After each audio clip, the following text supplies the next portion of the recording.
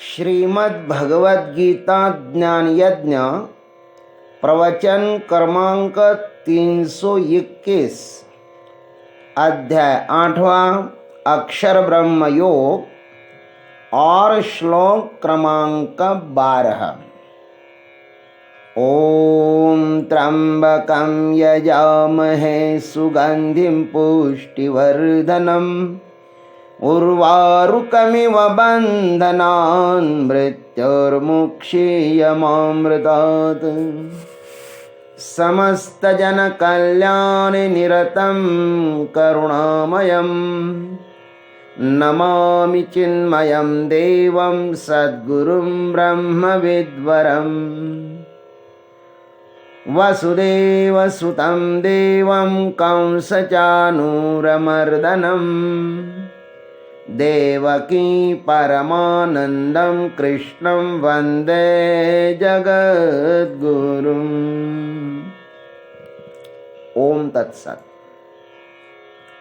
पूर्व श्लोक में अर्थात 11वें श्लोक में जिस विषय का अर्थात अक्षर पद का वर्णन करने की भगवान ने प्रतिज्ञा की थी, उसका अब आगे के 13वें श्लोक में वर्णन करते हैं। उस परम तत्व को प्राप्त करने की भगवान सरलतम विधि बताते हैं। सर्वद्वाराणि संयम्य मनोहृदि निरुध्य च मूर्ध्याध्यायात्मनः प्राणम् आस्थित योगधारणम्। सर्वद्वाराणि संयम्य च मनः हृदि निरुध्य। सब इंद्रियों के द्वारों को संयमित कर और मन को हृदय में स्थिर करके आत्मनः प्राणम मूर्ध्नि आधाय योग धारणाम आस्थितः एवं अपने प्राण को मस्तक में स्थापित करके योग धारणा में स्थित होकर भगवान कहते हैं कि सर्वद्वाराणि संयम्य। भगवान उस परम पद अक्षर तत्व परमात्मा को प्राप्त करने का एक सरलतम उपाय यहां पर बता रहे हैं, जिसको सब लोग कर सकते हैं। ऐसा उपाय है यह। गीता जी में वही साधना बताई है जिसे हम कर सकते हैं। साधक को चाहिए कि वह सर्वप्रथम अपने इंद्रिय रूप नवद्वारों को संयमित करें। 2 आंखें, 2 कान, 2 छिद्र नाक के छिद्र नासिकाएं, मुंह, गुदा और उपस्थ, इन सब पर नियंत्रण करें। ये सब अपनी हो जाए। आंख वही वस्तु देखे जिसे मैं देखना चाहता हूं। कान वही सुने जिसे मैं पसंद करता हूं। अनावश्यक बातें न सुने। जिन बातों से मेरा कोई भी संबंध नहीं है, उन व्यर्थ बातों को मैं न सुनूं। श्वास पर नियंत्रण करें, नासिका पर नियंत्रण करें, मुंह से कुछ भी न बोलें और अनावश्यक कुछ भी न करवाएं। गुदेंद्रिय पर नियंत्रण करें, वह निकास द्वार है, उसे स्वस्थ रखे, मलमूत्र को न रोके। उनके रोकने से दूसरी बीमारियां शुरू हो जाती है। जननेंद्रिय भी नियंत्रण में रहे। साधक को चाहे कि किसी भी इंद्रिय के साथ छेड़छाड़ न करें, उन्हें शांत रहने दे और उनकी जो संग्रहित शक्ति है उससे ईश्वर कार्य करते रहें। इन इंद्रियों को अच्छी तरह नियंत्रित करें। उन्हें ही 5 ज्ञानेंद्रिया और 5 कर्मेंद्रिया कहते हैं। ये समस्त इंद्रियों द्वारा यह जीव विषयों का सेवन करता है, किंतु ये इंद्रिया विषय सेवन करने के लिए स्वतंत्र नहीं है। उनके पीछे भी एक खड़ा है और उसका नाम है मन। इंद्रिया हो और मन न हो तो इंद्रियों के द्वारा विषयों का सेवन होगा ही नहीं। इसलिए भगवान कहते हैं कि च मनः हृदय निरुध्य, और मन को हृदय में स्थिर करके। मन को हमेशा बाहर जाने की ही आदत है। मन नहीं बाहर जाता, लेकिन मन बाहर के विषयों का चिंतन करता रहता है। अपने भीतर जो संग्रहित विषय है उनका वो मंथन करता रहता है, उसको ही कहते कि मन बाहर जाता है। मन सदैव अपने इंद्रियों को किसी ना किसी काम में लगाता ही रहता है। भगवान कहते हैं जिस मन की दौड़ बाहर हो ना, उसकी भीतर भी हो सकती है। यदि वो बाहर दौड़ सकता है तो भीतर भी दौड़ सकता है। जो मन बाहर जा सकता है वह भीतर भी जा सकता है ना। अतः मन को हृदय में ही रोकने को कहते हैं। अब इंद्रियों को समेटकर मन हृदय में स्थिर हो गया, अब वह बाहर नहीं जा सकता।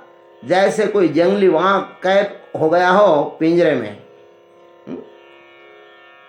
तरी सहजे मन कोंडले हृदय ची असिर डगले, तैसे कर चरणी मोड़ले परिवार न सांडे।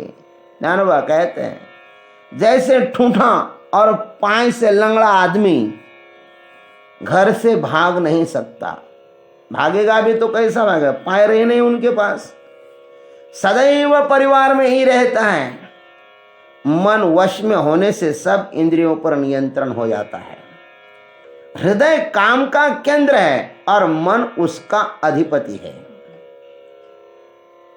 इस मन को अपना लेने से उसके ही द्वारा अंदर की यात्रा की जा सकती है। मन में यदि कोई विकार उठे तो तुरंत सजग होकर उस विकार के मूल में प्रवेश करें और देख ले उसे कि उसका उद्गम स्थान कहां पर है। मन में उठी हुई प्रत्येक वृत्ति उस परमात्मा का बोध करा सकती है।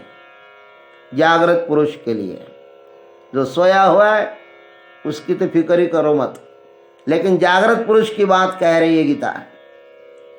आत्मनः प्राणम मूर्धि आधाय योग धारणम आस्थितः, अपने प्राण को मस्तिष्क में धारण करें।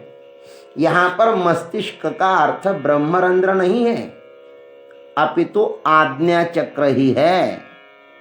आज्ञा चक्र में विचार की क्षमता होती है। आज्ञा चक्र दो भ्रुकुटियों के बीच होता है। विचार जितने अधिक क्षुद्र होते हैं प्राण की गति उतनी ही तेज होती है, और विचार जितना अधिक सूक्ष्म होता है, महान होता है, प्राण उतना ही शांत रहता है। अतः हमारे योग शास्त्र में विचार और प्राण को साथ में रखा है। प्राणायाम पर ज्यादा जोर विचारों को शांत करने के लिए ही है। इसलिए प्राणायाम जो करता है ना उसके विचार प्रायः शांत रहते हैं। उपर्युक्त तीन बातों को ही योग धारण कहते हैं। इंद्रियों का संयम, मन की हृदय में स्थिति और प्राण का आज्ञा चक्र में निवास। यह परमात्मा प्राप्ति की पूर्व तैयारी है। यह प्रयत्न साध्य है, यह साधन है, साध्य नहीं है। इस पर ही अटके मत रहना। इन तीन बातों पर अटके मत रहना। इससे परे जो परमात्मा है उसका अनुसंधान करना है। भगवान यहां पर दो चक्र की चर्चा करते हैं। हृदय चक्र भावना प्रधान है और आज्ञा चक्र विचार प्रधान है। जीवन जिनके लिए जैसे इन दोनों की अनिवार्यता है, जीवन जीने के लिए जैसे इन दोनों की अनिवार्यता है, वैसे ही वह परम जीवन परमात्मा को प्राप्त करने के लिए भी इस विचार और भावना की अनिवार्यता है। भावना साधक को स्थिर बना देती है और विचार साधना में प्रगति करता है। प्रभु के प्रति भाव हो, श्रद्धा हो, तो साधक अपने लक्ष्य से डोलता नहीं है। और विचार करने की क्षमता है तो वह रुकता भी नहीं है, आगे बढ़ता ही जाता है। विचार जो है सो असत्य से साधक को हटाते जाते हैं और सत्य से जोड़ते जाते हैं। साधक केवल विचार प्रधान हो तो वह साधना में सफल नहीं हो सकता। साधक केवल विचार प्रधान हो तो वह साधना में सफल नहीं हो सकता। वह प्रत्येक वस्तु को माप तोल कर ही देखेगा। परमात्मा भी यदि उसके सामने खड़ा हो जाए ना तो भी वह उसे परखेगा किंतु स्वीकार नहीं करेगा। अतः भगवान कहते हैं पहले हृदय में भाव का विकास होना चाहिए, तदनंतर विचारों को असत्य से हटाकर सत्य के साथ जोड़ना ही योग धारणा है। इसी योग धारणा में स्थित होकर साधक को क्या करना चाहिए भगवान अब उसे अग्रिम श्लोक में बताते हैं। उसे हम लोग आगे के प्रवचन में देखेंगे। ओम तत्सत। जय गुरुदेव, जय जगदीश्वर, जय जय महाकाल।